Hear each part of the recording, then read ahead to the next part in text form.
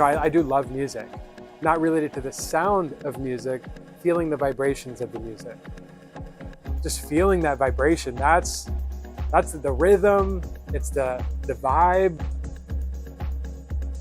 I've met a lot of deaf people who really enjoy, the vibrations and music and rhythm. And I thought it'd be cool to incorporate that and have that detail in the background with some rhythm with the visual of my video.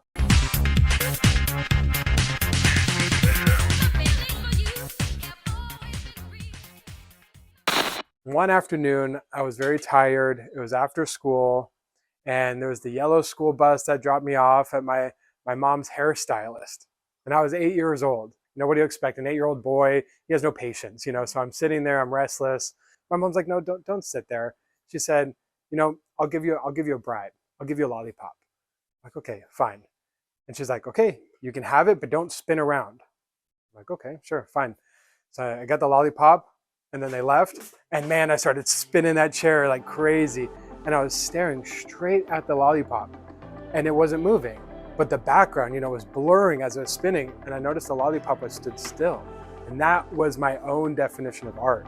That was the first time I was like, what can I do with that? If something is impactful, an MTV video, like crazy editing and different styles like that. It's like, man, something like that type of art, how can I do that?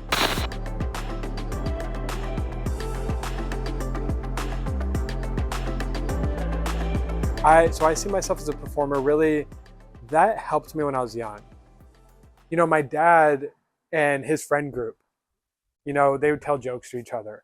And I would watch it. And I'm like, I don't understand what's going on. And I would say, hey, Dad, what's going on? And so my dad would gesture to me. We would have full conversations, like philosophical conversations in just gesture.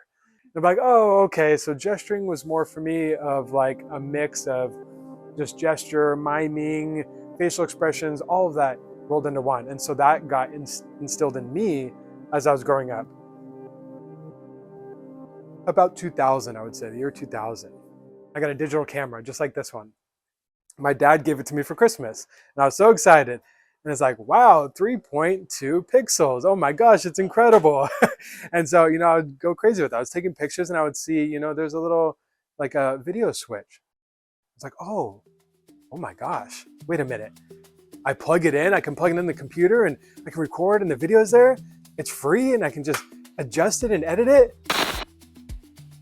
Starting with this film, this uploading, in 2006, and I started that, it gave me an idea of what I can do. And I felt like I wanted to get involved, I wanted to support the community, and I was about to turn 40. I thought to myself, okay, 40, what do I want the rest of my life to look like? Up until now, it's been contributing to the community, but I want to kind of shift, and I want to get back to myself. And what do I want? What am I doing? What's my passion and my gift? At that point, I decided I want to get back to my long detour from when I was 8 years old, and I took this huge detour to now I'm 40. And I'm like, okay, I am ready to start. I started with painting because I was like, I remember what I felt like when I was painting in art. And I was like, okay, it was going for a little bit. And I was like, wait a minute. Why am I not having fun? And I wanted to overlap the experience of digital and painting. And that's kind of when I made that big shift. I just have so many ideas that came up that I've been holding on to for so long, and to just share what I've been seeing, what I've been feeling and feel connected with, specifically with Southern California culture. Recording and videography. You do pre-production, production, and post-production. And I really enjoy the process of going through all that and going through each phase. So now when I go to art, my pre-production is, all my thinking, my ideas, my brainstorming, testing, experimenting, that's all my patience there. And then once I'm done with that phase, then it's locked. And then I go into production. That's why I like the spray paint. It just helps me get to it a lot quicker.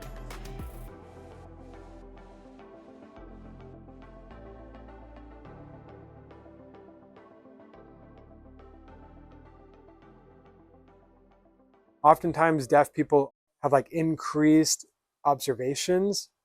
Some people, if you notice a person walking by and they have a yellow shirt, and you're like, oh, they must be either they need happiness or they have too much happiness to give. So that kind of, influence of color on behavior.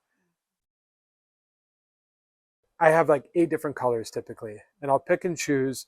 And like I mentioned, orange for me is excitement, yellow is happiness, and it's all based on an 8. And that's dependent on the mood. So, and where did that come from? You might remember in the 80s or 90s, they had like the mood rings. It's like, oh, it changed. Now what am I now? What's my mood? So it was that. And it was like, why don't I use that concept and put it on my work when I paint?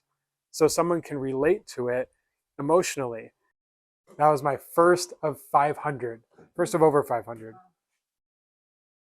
Remember when I talked about the color and the mood ring? And so that's kind of what inspired this. So the greens and blues being cool and the warm colors over here. And then I was like, okay, I had so many ideas from that. So then to connect it with stripes. So if I were to paint cool colors and stripes, you can feel cool from the artwork, just from the color itself on the painting. And opposite, if you have warm colors, like a sunset with warm colors, you feel that warmth from the painting. Stripes, to me, is like the earth spinning. Everything's moving. And oftentimes, we'll look at, something that's very precious, like my lollipop, you're locked in on it. I loved it. The candy's not forever. You're gonna eat it, it's gonna be gone. And when you look up, time comes and goes, it's spinning, it's coming and going. You gotta treasure, you gotta take those moments not for granted. These things, these people don't last. So appreciate it as much as you can.